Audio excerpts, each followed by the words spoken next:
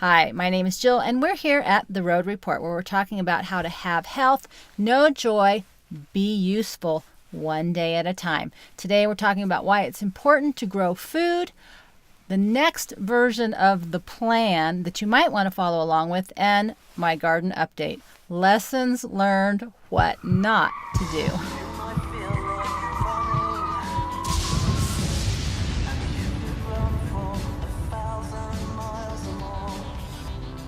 So I wanted to talk about 8 reasons, not in depth, about why it's a good idea to grow food.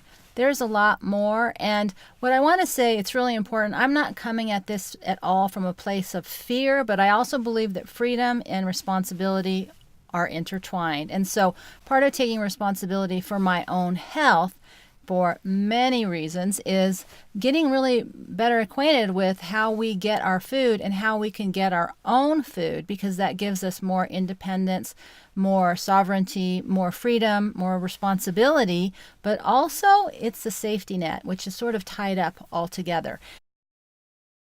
And so the first one I'm going to throw out there that everybody already knows is it's just healthier. Any food you grow yourself is healthier. The statistic that sort of kicked me when I was looking into all this aging stuff was that 80% of people over the age of 50 already have between 1 and 5 chronic disabilities.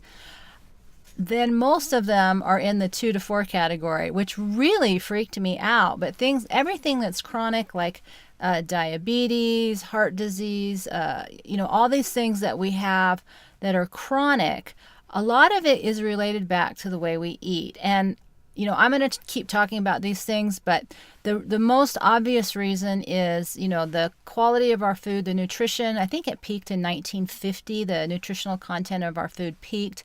Now, what you see on the labels may not even be true in terms of how many vitamins and nutrients are actually in our food. It's been greatly diminished. You couldn't even eat enough food to get as many vitamins and nutrients as you needed. And in addition to the GMOs and the glyphosates and whatever else people are doing to their food, I think it's important to take responsibility. And the first step is to start to educate ourselves about how to grow food.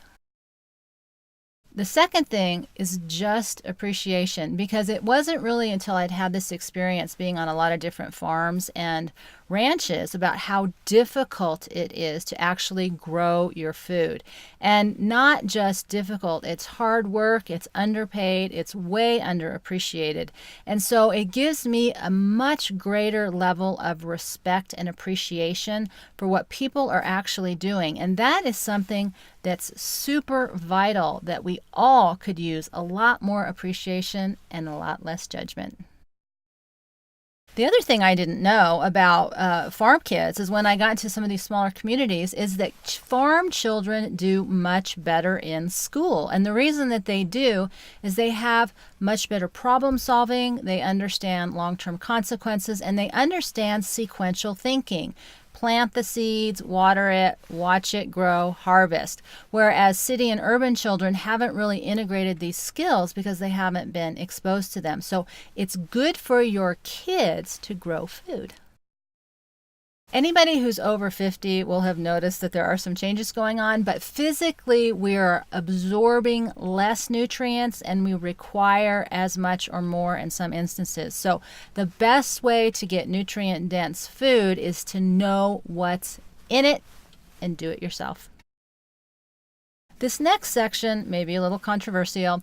I'm calling it the grand solar minimum. I've gotten fascinated with the electric universe and the grand solar minimum, which is really about us cooling. I originally had moved to New Mexico because I thought it would be cooler and wetter.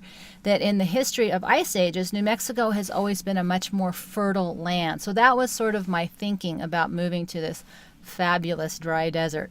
But what happens in the grand solar minimum, which I'll be talking more about, is we're going to start seeing some dramatic changes when the reality of what's probably coming here with the changes, not warming but cooling, it's going to greatly impact our food availability. So there's nothing more important than having yourself.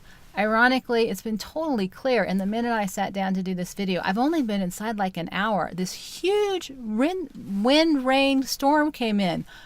Is this what it's going to be like? The next reason, economics. I, like you, when I go to the grocery store, I'm having a heart attack. I mean, food just keeps getting more and more expensive.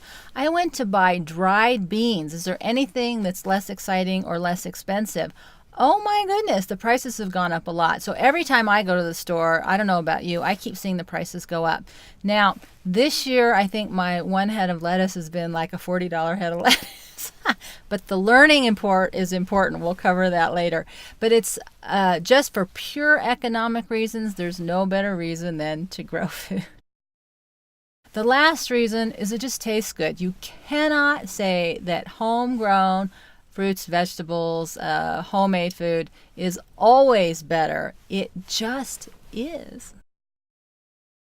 So in this little section, I wanted to talk about what my next plan is going to be. I'm going to show you pictures in a moment of what happened so far here at the farm. But what I'm learning is I'm taking a step back. I've written out everything that I want to do. I am going to be focusing all my food growing efforts under the following filters. One is it needs to be mobile, so if I go, it goes with me. Two, it's going to have to be in a container, because if I go, it has to go with me. And three, I'm really factoring in this grand solar minimum stuff, which means there'll be a combination of inside and outside issues to address.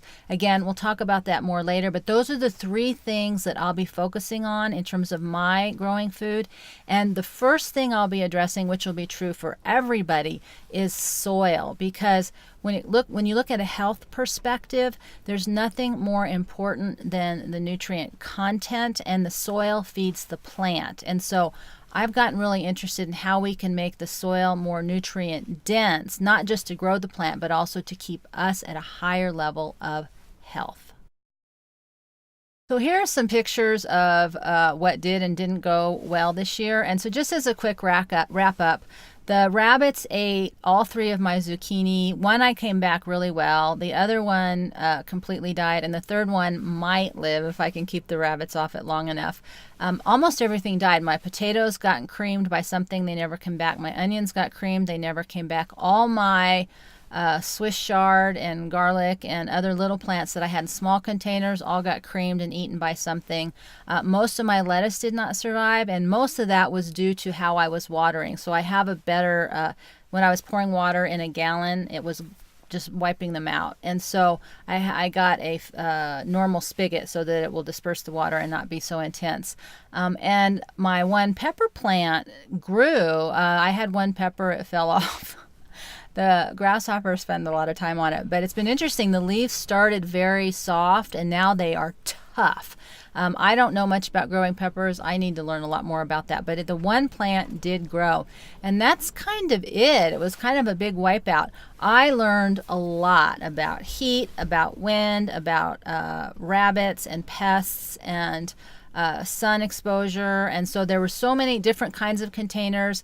One of the problems with the potatoes and the onions is because you keep adding soil, they're now too heavy. I can't pick them up. So this was a highly expensive but educational year in my food growing learning curve.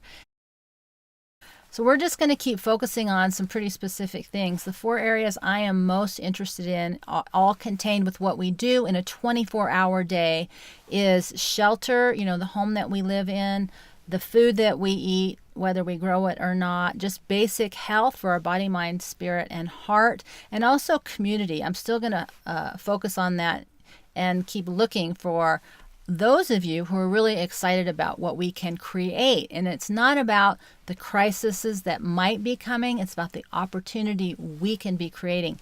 And I am excited about that. So with that, I'm coming back to my motto of Here on Survival Road, where I want to live free and die wild. And with that, we'll see you next time.